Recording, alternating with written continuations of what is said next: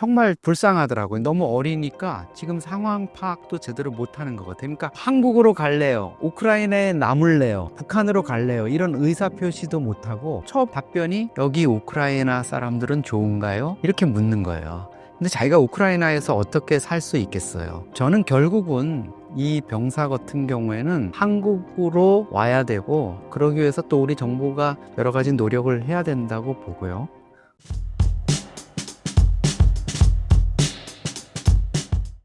네, 이영종입니다. 여러분들 지금 뭐 정세도 어수선하고 안팎으로 뭐 미국 또 중동 북미 관계도 뭐 새로운 국면으로 접어들고 있는 것 같습니다. 여러분들과 좋은 정보 또 소식을 나누면서 올 한 해도 함께 하겠습니다. 감사합니다. 최근 러우 전쟁에서 북한의 무기들이 공개되었다고 하는데요. 어떤 내용인가요? 네, 저도 사실 북한이 이거를 우크라이나 전에 들고 나와? 야, 이거 정말 잔머리 쓰는 데는 북한이 정말 선수다. 이런 느낌을 받았어요. 지금 이제 영상으로 보시는 건데요. 우리가 보기에는 뭐 민간 화물 트럭인데 저게 뭐가 신기하지? 이런데 위에 보시면, 적재함 위에 보면 뭐가 이렇게 굴뚝 같은 게 한 다발로 이렇게 엮여 있는 게 보여요. 이게 이제 북한이 방사포라고 하는 미사일인데 122mm 미사일을 6개씩 엮어가지고 지금 2개 이렇게 덩어리를 놔뒀잖아요. 이 민간 트럭에다가 왜 이런 걸 실었을까? 이게 우크라이나의 한 그 민간 텔레그램 매체가 그 현지에서 찍어가지고 북한이 드디어 이거를 가지고 나왔다 이렇게 얘기한 거거든요. 그러면 이게 어떤 거냐 한번 살펴보면, 지금 이 우크라이나 매체에 보면은 오른쪽 사진이 지금 2023년 9월에 북한이 정권 수립 75주년 열병식을 김일성 광장에서 하는 모습인데, 2개, 왼쪽에 있는 우크라이나에서 촬영된 영상하고 뒤에 있는 오른쪽에 있는 트럭이 똑같은 걸 아실 겁니다. 용악산 샘물이라는 글자만 지워졌죠. 그러니까 북한이 2년 전에 김일성 광장 퍼레이드에 등장시켰던 생수 운반차, 용악산 샘물 운반차로 위장한 이 다연장 로켓포, 방사포 무기를 우크라이나 전에 보낸 겁니다. 자, 조금 더 확대된 이제 사진을 보면은 용악산 샘물이라고 되어 있는 이 트럭 적재함 위로 122mm 방사포가 드러나고 있고요. 예, 저기 용악산 샘물 그 적재함 안에 군인 2명이 딱 저렇게 앉아서 유사시에 이제 샘물 운반 차량처럼 민간 트럭처럼 가다가 갑자기 적재함 상부를 열고 기습 공격을 할 수 있는 거죠. 이렇게 되면은 뭐 우크라이나 측이 북한군의 이런 기습적인 공격이나 이런 것들을 방어하기가 매우 어려워질 거고요. 우크라이나나 아마 러시아도 깜짝 놀랐을 거예요. 러시아도 아마 놀랐을 겁니다. 야, 북한이 이것까지 이제 가지고 오나? 뭐 김일성 광장 그 퍼레이드 장면을 제가 다시 좀 그 당시에 거를 살펴봤는데, 이 샘물 트럭뿐만이 아닙니다. 보시면은 이렇게 시멘트, 비료 이런 것들을 가득 실은 트럭인 것 같은데 상단 적재함이 이렇게 열리면서 방사포가 이렇게 드러나게 이렇게 구상이 되어 있습니다. 정말 기상천외한 사람들이고, 이 북한을 우리가 지금 상대해서 이렇게 같이 살고 있습니다. 한반도에서. 최근 공개된 생포된 북한군 영상은 어떤 내용인가요? 북한군 포로가 지금까지 우리 녹화일 기준으로 생포된 포로가 2명이에요. 한 명은 20살의 이제 병사고, 한 명은 26살의 장교입니다. 근데 26살 장교는 이제 영상으로 보면 턱을 다쳐가지고 이렇게 붕대를 해서 말을 잘 못하고 있는데, 이 20살 병사가 비교적 이제 다리 부상만 입은 상태라서 여러 가지 말을 하고 있어요. 그리고 국정원 우리 요원이 현지에 가가지고 통역을 겸해서 이렇게 우크라이나의 신문에 같이 동참하고 있고, 그리고 이 20살 병사니까 아무래도 국정원 직원 입장에서는 훨씬 이제 동생일 거 아니에요. 그래서 아마 상당히 이렇게 좀 친분이 있는 이런 상황으로까지 좀 발전이 돼가지고, 뭐 그 20살 병사 입장에서는 외롭고 힘들고 지금 막막할 거 아니에요. 자기 저거에 대한 불안감도 있고, 그래서 아마 좀 라포가 어느 정도 형성되는 것 같은데, 북한군 병사 포로가 지금 많은 정보, 이야기들을 지금 우리한테 전달해주고 있습니다.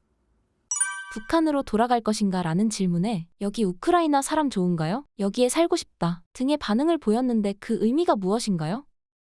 일단 이 북한군 병사 입장에서는 자기가 북한으로 돌아갈 수 없다는 것을 현실적으로 깨달은 것 같아요. 북한은 사실 포로가 되는 거를 되게 어떤 수치스러운 걸로 여기고, 여러 가지 절대 포로가 되면 안 되는 이런 상황들을 지금 강요하고 있거든요. 거기다가 사실은 우크라이나 당국이 원래는 이렇게 포로를 신문하거나 이런 장면을 공개하면 안 돼요.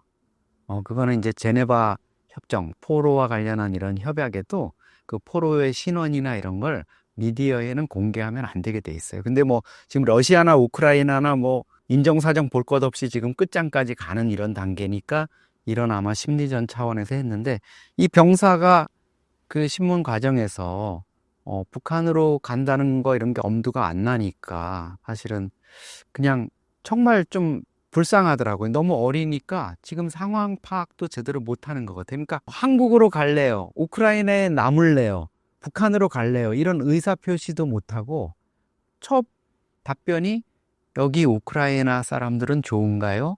이렇게 묻는 거예요.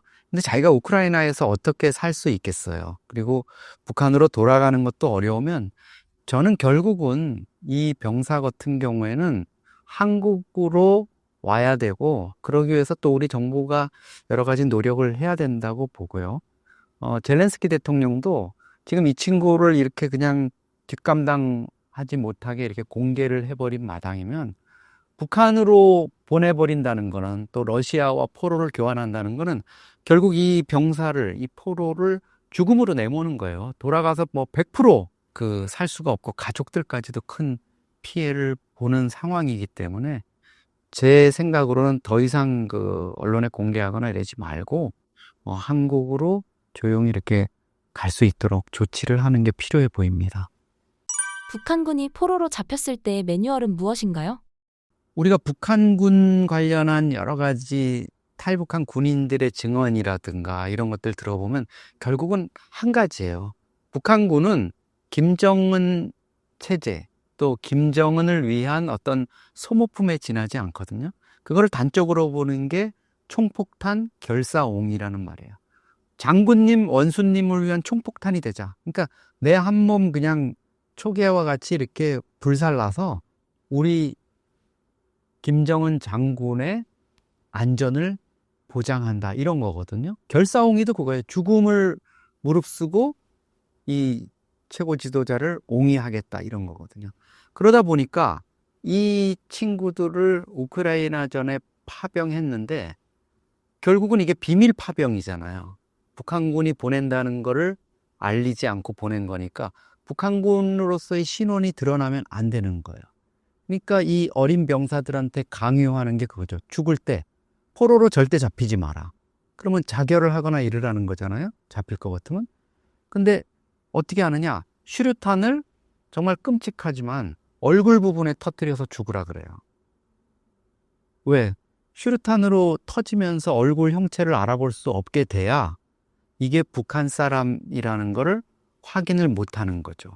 다 지금 이 북한군 병사들이 갖고 있는 신분증이나 이런 것들은 다 러시아인으로 위장해가지고 가지고 있어요. 특히 이제 몽골계나 시베리아 쪽이라서 동양인하고 외모가 비슷한. 그러니까 결정적으로 증거를 남기지 않게 하기 위한 거고, 또 하나 이제 얼굴 부분에 하던가 또 하나 하는 게 이 방탄조끼 안에 슈리탄을 넣으라 그래요. 그럼 어떻게 되겠어요? 그거 100% 정말 사망시키기 위한 거고, 이 20살짜리 병사가 생포되는 그 포로로 잡히는 과정도 제가 영상으로 봤거든요. 우크라이나군이 이제 그 장면을 드론으로 이렇게 촬영을 했는데, 이 병사가 사실은 그 다른 북한군 동료들하고 낙오가 돼가지고 그 추운 그 숲속에 이렇게 방치돼 있었어요. 근데 그거를 이제 우크라이나 드론이 발견해가지고 5명 정도의 우크라이나 군이 가가지고 이제 둘러쌉니다. 근데 그 순간에 정말 놀라운 일이 일어나요. 러시아 군이 그 지역에다가 집중적인 포격을 합니다. 죽이려고 했던 거죠. 북한군이 포로로 되지 않게. 그래서 그 작전에 참여했던 우크라이나군 특수군 그 장교가 나와서 하는 얘기 그거예요. 거기에는 러시아가 평소에 포격을 한 번도 안 했던 지역이다. 근데 그렇게 한 거는 우리를 죽이려 한 것도 있지만 이 포로가 되지 않게 하기 위해서 북한과 러시아가 집중적인 포격을 했다. 근데 이제 물론 결국은 그런 것들을 피해 가지고 이제 의료 처치를 해 가지고 이 병사를 구하기는 했지만 북한이 얼마나 지금 그 포로가 되지 않기 위해서 이 병사들에게 자폭이나 자교를 강요하느냐 하는 거는 북한군이 지금 11,000명에서 12,000명 정도가 파병이 됐거든요. 3개 여단인데 한 개 여단 한 4,000명 정도인데 지금 사망자가 전사자가 1,000명이에요. 그리고 이 부상을 입은 사람들이 3,000명. 1개 여단, 그러니까 3분의 1이 지금 죽거나 다친 거잖아요. 그 정도 전투면 적어도 포로가 몇십 명은 잡혀야 되거든요. 근데 지금 포로가 2명밖에 없다는 거는 북한이 뭔가 군인들에게 강력한 세뇌나 자결을 하도록 뭔가 조치를 하고 있다는 거죠. 북한이 비밀 파병이 밝혀지는 걸 두려워하는 이유가 무엇인가요? 김정은 입장에서는 자기도 아는 것 같아요. 이게 불법적인 행위라는 걸. 그러니까 북한이 여러 가지 강변을 합니다. 작년 그 6월에 푸틴이 평양을 방문해서 김정은과 푸틴이 전략적 동반자 관계 이런 것들을 명시하는 이제 북러 신조약을 맺거든요. 그 조약에 따라서 어느 한 국가가 침략을 받으면 군사적인 원조를 할 수 있게 돼 있기는 해요. 그러면서 거기에 또 유엔 헌장 51조까지 거론을 해요. 유엔 헌장 51조를 거론하는데 유엔 헌장은 침략을 당한 국가를 돕는, 우리가 6.25 때 침략당하니까 이제 유엔 구성원이 우리를 도왔듯이 그런 것들을 용인하는 거지, 러시아처럼 푸틴처럼 우크라이나를 불법 침공했는데 북한이 돕는다? 이거는 불법 행위에 가담하는 거거든요. 김정은도 그런 걸 잘 알고 있기 때문에 북한 군인들을 북한 군복을 입혀서 북한 인공기를 달고 북한 지휘관의 지휘를 받으면서 가는 정식 파병이 아니라 러시아 군복을 입혀서 러시아 신분증으로 해서 몰래 지금 파병을 하는 거죠. 현재와 같은 상황에서 우리 정부의 방침은 어떤가요? 기본적으로 우리 통일부, 외교부는 조금 신중한 입장인 것 같아요. 우리 헌법상으로 분명히 이 북한 군인은 우리 국민이에요. 한반도와 그 부속도서로 한다 하면은. 그렇지만 또 북한하고 우리가 모두 다 그 유엔에 가입돼 있는 어떤 개별, 어떻게 보면 국제법적으로는 또 국가잖아요. 그러다 보니까 북한군을 한국으로 데려오는 문제와 관련해서는 여러 가지 외교적인 문제도 있고, 무엇보다 우크라이나가 이 사람을 한국으로 보내겠다고 젤렌스키가 결정을 해줘야 돼요. 그리고 제네바 협약이나 이런 거에 따른 포로 처리에 있어서도 기본적인 원칙은 포로는 본국으로 송환을 하게 돼 있어요. 물론 이 병사처럼 돌아가면은 죽음을 당하거나 여러 가지 박해를 받거나 이럴 경우에는 이제 예외로 하는 조항도 있지만, 그런 부분을 우크라이나나 또 러시아나 북한이 음으로 양으로 이렇게 요구를 할 수가 있잖아요. 돌려보내라고. 그런 부분 때문에 이제 우리 정부의 고민이 좀 깊기는 한데, 어떤 식으로든지 이 병사는 저는 결국은 서울에 오게 될 거라고 보고요. 아마 이 병사 같은 경우는 상징적인 그게 있기 때문에 본인이 뭐 절대 나는 공개를 더 이상 원하지 않는다 이러면 어쩔 수 없겠지만, 어느 정도 다른 탈북 귀순한 사람들처럼 기자회견을 공개적으로 하거나 뭐 유튜브나 또 방송을 통해서 자기 입장을 이렇게 얘기할 수도 있을 거라고 봐요. 왜냐하면 본인이 겪은 게 있을 거예요, 아마. 북한의 부모들이 뭐 이 일로 인해 가지고 피해를 입거나 이러는 거를 걱정할 수도 있지만, 그거는 이미 이 친구 입장에서는 벌어진 일이라고 볼 수가 있을 거예요. 그렇다면은 자기를 이렇게 명분 없는 전쟁에 보내가지고 부상을 입고 포로로 잡히게 하고, 또 그걸 자기가 그 신문 과정에 공개됐다고 해가지고 북한의 가족을 박해하고, 이런 과정에 오히려 이 젊은 청년이 울분을 느낀다면은 본인이 여기 와서 러시아 파병의 부당성이라든가 북한 체제의 문제라든가 북한 군내의 어떤 문제, 또 본인이 우크라이나전에 참전하면서 러시아 군이나 러시아 지휘관으로 받았던 어떤 부당한 대우들, 이런 것들에 대한 입장을 적극적으로 밝힐 가능성도 있다고 봅니다. 만약 북한군 포로가 내막을 폭로할 경우 그 파장은 어떤가요?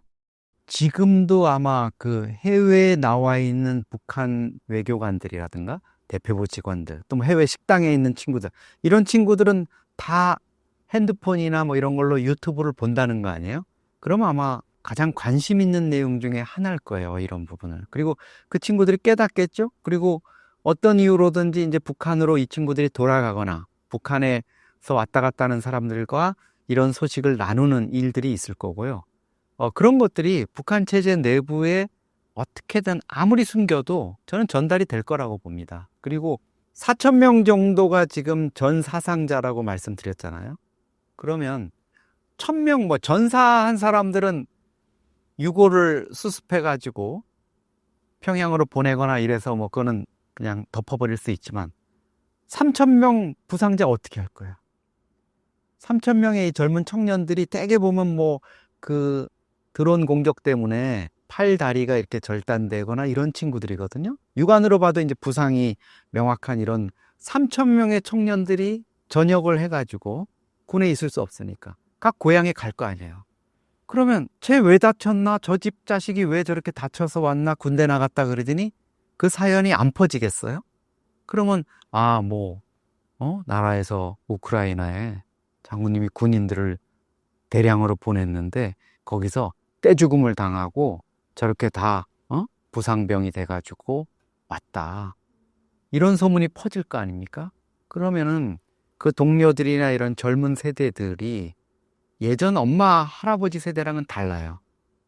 그런 것들에 대해서 자기 개인이 국가를 위해서 그것도 부당한 이유 때문에 희생을 당하고 이렇게 된 그 동료들을 보면서 볼멘 소리를 할 수 있어요. 불만을 느낄 수 있어요. 우리는 아버지, 할아버지처럼 뭐 김일성 체제를 위해서 다 버리고 희생하고 이런 게 아니죠. 더더군다나 이 20살짜리 병사의 부모의 나이도 사실은 40대 후반이거나 아마 50대 초반 정도 될 거예요. 그분들도 우리 한국 사회도 그렇지만 젊은 세대고 사실 젊은 생각을 해요. 이전에 60, 70대 이런 분들과는 다르거든요. 그래서 저는 북한군 러시아 파병이 김정은 체제에 적지 않은 부담, 또 체제 이반의 어떤 요인, 그리고 김정은 정권을 좀 흔들 수 있는 이런 균열이 되는 어떤 기폭제가 되겠다, 이런 생각을 합니다. 최근 국정원이 1월 중순부터 러파병 북한군 전투 참여 동향 없다고 밝혔는데 그 이유가 무엇인가요? 네, 그거는 뉴욕타임스가 이제 보도를 1월 말에 했고, 우리 국가정보원도 2월 초에, 그 사실이다, 이렇게 얘기를 했어요. 아마도 지난해 10월 중순에 북한군 11,000명, 12,000명이 블라디보스톡 쪽으로 해가지고 동부, 러시아 극동 지역에서 훈련을 받고 11월 중순에 본격적으로 쿠르스크 지역에 투입이 됐거든요, 격전지에. 그 과정에서 11월부터 12월, 한 2달 사이에 12,000명 중에서 3분의 1, 4,000명의 전 사상자를 내면서 북한도 상당히 큰 충격을 받은 것 같아요. 이게 우리가 북한에서 최정예군이라고 폭풍군단 11군단을 데리고 왔는데 이 우크라이나의 전쟁 상황이라든가 드론이라는 어떤 신무기체계에 대한 대응이라든가 이런 것들이 우리가 부족했구나. 전술이나 전략을 다시 짜야 되겠다. 그렇지 않으면 이 군 12,000명이 다 전멸할지도 모르겠다. 이런 우려가 있었고, 거기에 대한 어떤 전략 전술적인 판단 때문에 지금 일단 병력을 뺀 것 같아요. 그래서 아마 다시 전열을 재정비하면서 좀 새로운 그런 거를 모색하는 것 같고, 특히나 그 젤렌스키 대통령도 밝혔지만 우크라이나군이 쿠르스크 지역에 있는 러시아 사령부를 공격을 해가지고 미사일 공격을 해가지고 러시아 군 지휘부뿐만 아니라 거기에 같이 있던 북한군 장교들도 상당수가 사망을 했다 그러거든요. 그러니까 북한군 지휘부도 현장 지휘부까지도 그런 타격을 입었기 때문에 아마 일단 좀 병력을 전부 빼가지고 숨고르기를 하고 있다 이렇게 봐야 되겠습니다. 계속해서 우크라이나가 생포 북한군 영상을 공개하는 속내가 무엇인가요? 저도 사실 이 영상을 어쩔 수 없이 이제 그 우크라이나의 북한군 전황을 알기 위해서 보는데요. 정말 끔찍합니다. 이거는 좀 이 정도까지 공개할 필요가 있나 이런 생각이 들어요. 그러니까 상당 부분은 이제 블러 처리를 하거나 이렇게 하는 데도 있는데 사실은 우크라이나 군의 그 각 뭐 대대, 연대 이런 데서 자기네들이 전투하는 장면을 각자 찍어가지고 그냥 공개를 하는데 그냥 가감없이 정말 너무 끔찍한 장면이 그대로 나와요. 그리고 정말 잔혹스러운 거는 러시아군이나 북한군이 부상을 입어가지고 이렇게 도저히 기동할 수 없고 뭐 거의 죽어가는데도 거기다 또 폭탄을 떨어뜨려요. 그래서 그 시신이나 이런 것들이 정말 널브러지는 거를 그대로 막 영상으로 드러내고 있거든요. 이거는 1차적으로는 우크라이나 측에서 이제 심리전인 것 같아요. 우리가 이 드론 공격을 이용해서 러시아나 북한군을 이렇게 완벽하게 제거, 격퇴를 하고 있다. 이런 거를 보여주는 거고, 그 다음에 또 한 가지는 이제 포로 영상까지도 우크라이나가 공개하는 건 봐라. 우리가 블러핑한 게 아니라 북한군이 실제로 현장에 와 있지 않냐. 러시아 군복을 입고 있지만 이거 북한군이지. 그래서 젤렌스키나 우크라이나군 입장에서는 포로를 잡기 위해서 정말 열심히 했던 것 같아요. 산채로 포로를 잡기 위해서. 그래서 아마 이 2명을 잡고 나서 그 영상을 공개한 것 같고, 그걸 통해 가지고 북한군 내부의 동향이라든가 이런 것뿐만 아니라 이 병사가 우크라이나 사람 좋은가요?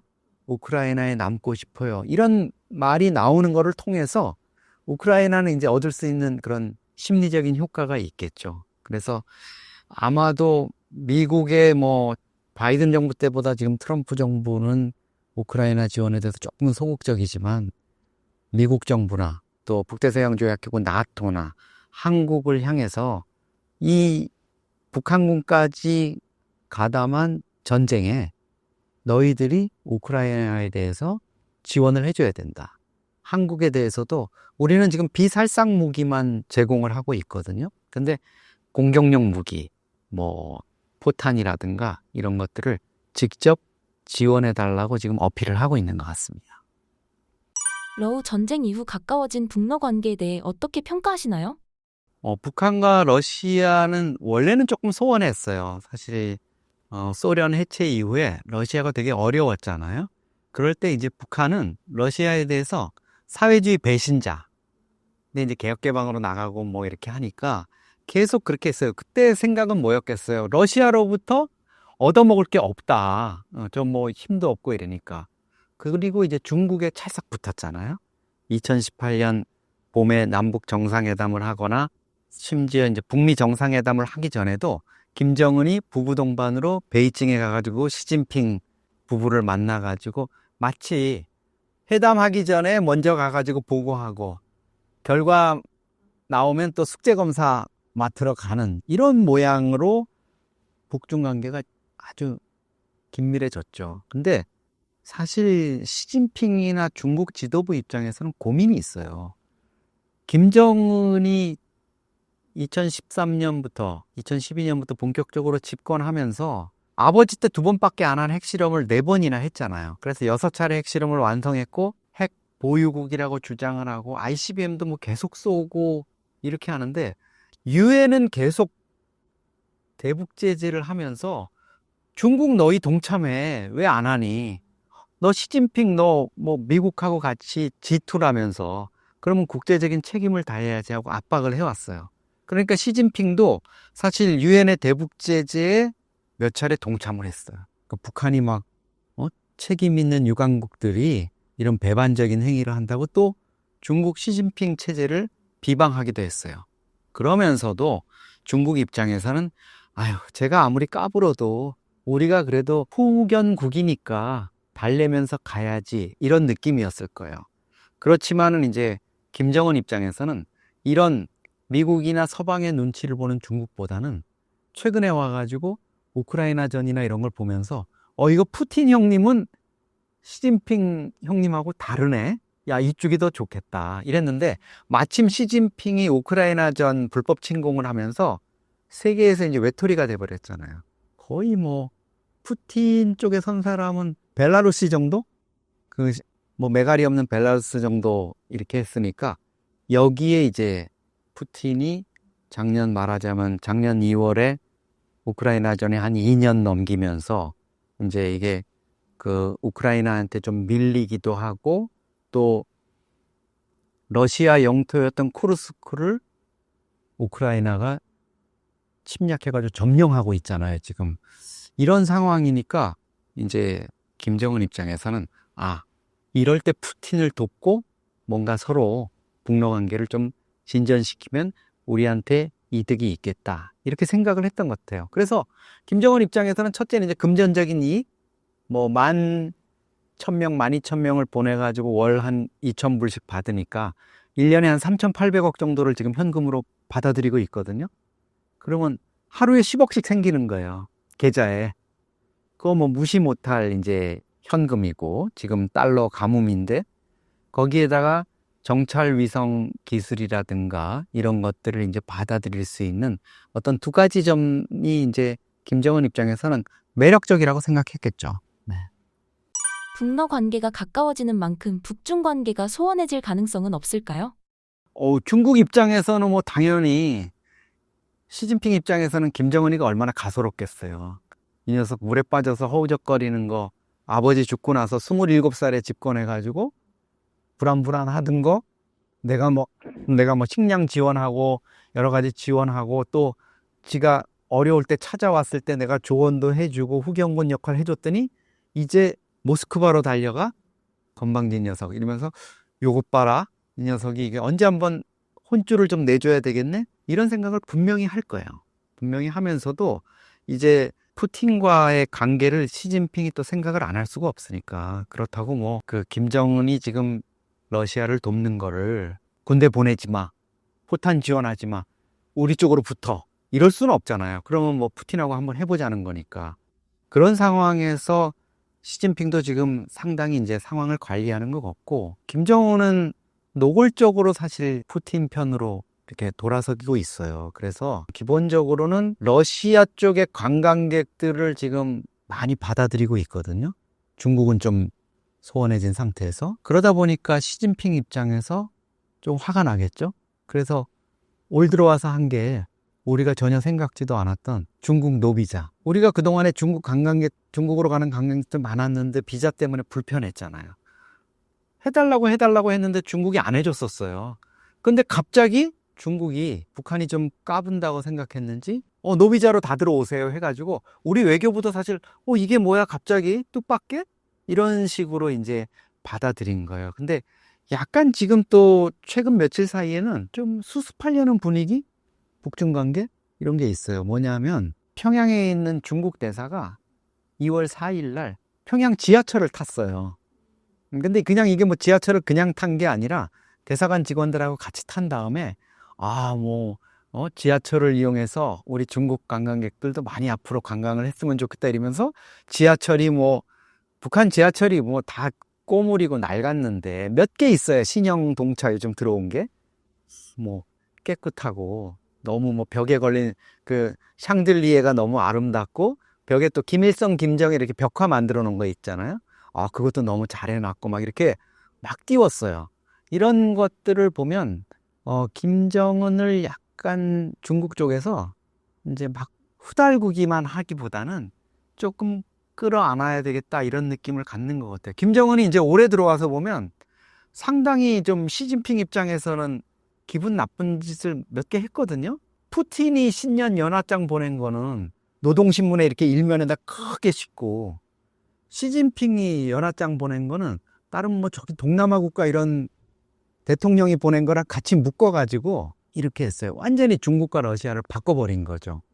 그럼에도 불구하고 중국이 약간 전략적으로 이렇게 다가서는 거는 역시 이제 북중 관계의 그 복원 아니면 북중 관계가 더 이상 악화되는 것이 결코 바람직하지 않다 이런 거를 시진핑도 느끼겠지만 아마 김정은도 그걸 더 이상 악화시키면 안 되겠다는 거는 아마 공감을 하고 있을 거로 봅니다. 과거 중국의 김정은 길들이기 전략은 무엇이었나요? 기본적으로 중국은 정치적인 제재나 압박도 있지만 경제적인 걸로 북한을 길들이고 있어요. 그러니까 숨통을 조이는 거죠. 북한하고 중국의 관계는 김정은이가 아무리 부인하고 발버둥을 치고 뭐 푸틴의 바짓가랭을 붙잡아도 이거는 비교가 될 수가 없는 거예요. 그러니까 코로나 시기 이전도 그렇고 그 이후도 그렇지만 북한의 대외 교역 중에서 중국이 차지하는 게 80% 이상이에요. 코로나 때는 거의 뭐 90% 이상, 95%까지도 갔다는 이런 통계도 있는데, 그러면 러시아하고 북한의 관계는 어떻냐? 북한의 경제 교역에서 러시아가 차지하는 비중은 얼마냐? 1%가 안 돼요. 이거 보면 뭐 게임은 끝나는 거죠. 그러니까 일시적으로 우크라이나 전 때문에 뭐 북한이 거기에서 좀 뭐 얻어먹을 게 있다고 파병을 하고 이러지만 중국 입장에서는 너가 까불어 봤자지. 중국이 북한에 숨통을 쥐고 있어 이거예요.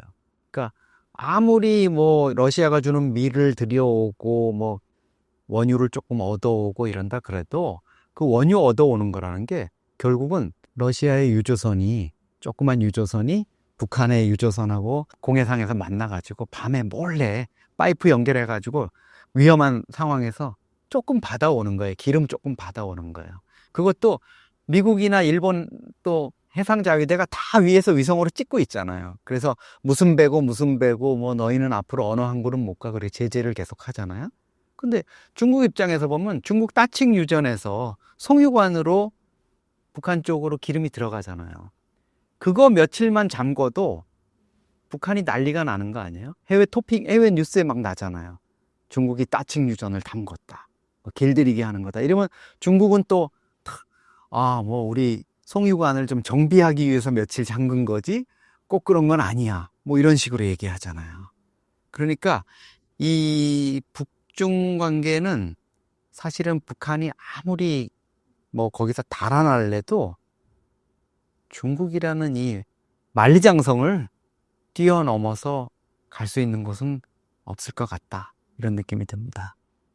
과거 중국이 김정남을 관리한 것처럼 이번에는 어떤 전략을 취할까요? 북중 관계는 2013년 12월에 장성택을 김정은이가 처형하면서 상당히 좀 기본축이 많이 흔들린 거는 사실이에요. 장성택은 오랜 기간 북중 관계에서 어떤 키맨 역할을 하면서 친중파들, 북한의 친중파들의 어떤 핵심 세력이었잖아요. 그 과정에서 장성택은 김정일의 아들, 장남인 김정남. 그러니까 김정은하고는 이복 형제죠.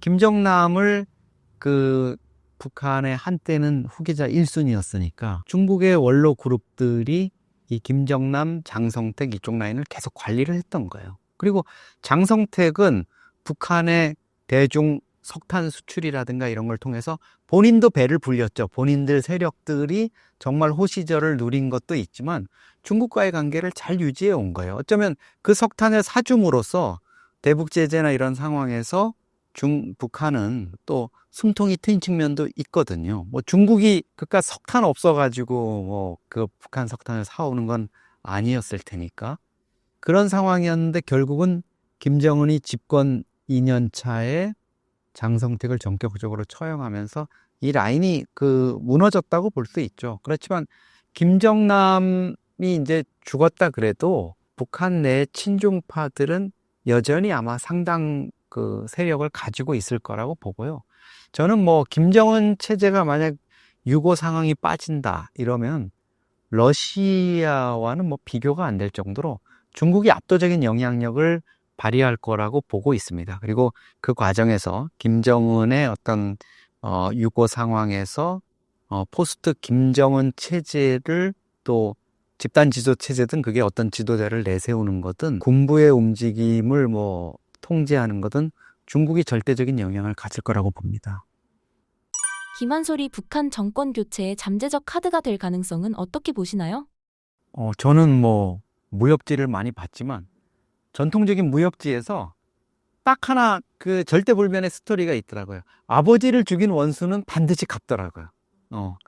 어릴 때 아버지를 죽이는 누구를 봤다. 그러면 그 어린 소년이 10년, 20년 무예의 고수한테 그 사사를 받아가지고 뭐 검술이나 뭐 이런 거에 도사가 되잖아요. 달인이 돼가지고 결국은 그 원수를 갚는데 김한솔도 저는 그럴 거라고 봅니다. 김한솔이 아버지가 그 말레이시아 쿠알라룸푸르 공항에서 김정은에 의해 가지고 독살을 당하는 그런 상황에서 그 당시에는 본인도 어리고 이러니까 본인의 안위를 위해 가지고 피할 수밖에 없었을 거예요. 그 엄마하고 같이. 근데 지금 김한솔이 1995년생이거든요. 그러면 이제 30세 됐잖아요. 만 30세가 됐으면 이제는 어른이에요. 그리고 김한솔이는 프랑스 뭐 파리 정치대학에서도 공부를 했고 UWC에서도 이렇게 공부를 하고 해가지고 본인의 그 네트워크도 많고 무엇보다도 저는 뭐 많은 분들이 이제 김한솔이 도대체 어디가 있느냐, 어디 숨어 있길래 이렇게 한 번도 모습을 보이지 않느냐 궁금해 하실 텐데 이렇게 오랜 기간 동안 북한의 로얄 패밀리, 그것도 이제 김정은의 그 김정일의 혈통이라 볼 수 있죠. 백두 혈통의 일원인 한솔이를 숨겨놓을 수 있는 거는 미국 CIA뿐이 없어요. 미국 CIA가 아마 지금 철저하게 보호를 하고 있을 거라고 보고 결국은 김한솔은 지금 절치부심하면서 아버지를 죽인 원수 김정은을 제거하고 김정은 정권을 붕괴시키고 북한 체제를 새로운 대안 세력이 이끌 수 있는 이런 것들을 모색을 하고 있을 거라고 봅니다. 그게 이제 김정은이 김정남을 암살했을 때 그 직후에 김한솔이가 여권을 들고 이렇게 나와가지고 내가 김한솔이다 이렇게 안부를 전하는 영상이 있거든요. 그 영상을 제공했던 게 천리마 민방위라는 조직이거든요. 천리마 민방위라는 조직인데 우리한테는 좀 낯설지만 이 조직이 아마 지금은 자유조선이나 뭐 이렇게 명칭을 좀 바꾸고는 있지만 CIA의 어떤 후원을 받는 북한의 그 포스트 김정은 체제를 준비하는 김한솔을 주축으로 하는 그런 세력일 걸로 저는 보고 있습니다. 김정은에게 김한솔의 등장은 엄청난 위협이 될까요? 그렇죠. 김한솔이는 공개적으로도 김정은을 비난한 적이 있어요. 그가 왜 저렇게 독재자가 됐는지 모르겠다 이러면서 아버지가 이제 김정은하고 한번 날을 세웠다가 김정남은 사실 김정은의 그 무서움을 알았을 거 아니에요? 그렇지만 이제 그런 현실적인 문제 때문에 약간 톤다운을 시켰거든요. 근데 김한솔이는 그렇지 않아요. 아버지를 죽인 원수라는 그 생각 때문에 계속 이제 독재자라는 말을 뭐 거침없이 했고 이런 상황이기 때문에 김정은으로서도 마찬가지예요. 김한솔을 반드시 또 제거하지 않으면 본인이 아마 편히 발 뻗고 못 잔다는 걸 알고 있기 때문에 또 마찬가지예요. 김정남을 살해할 때처럼 소위 말하는 이제 스탠딩 오더. 김정남의 아들 김한솔을 반드시 찾아내서 죽여라. 이 스탠딩 오더라는 거는 실행이 돼서 성공을 하기 전까지는 계속 유효한 명령이거든요. 그런 것들이 아마 내려져 있을 거라고 봅니다. 네.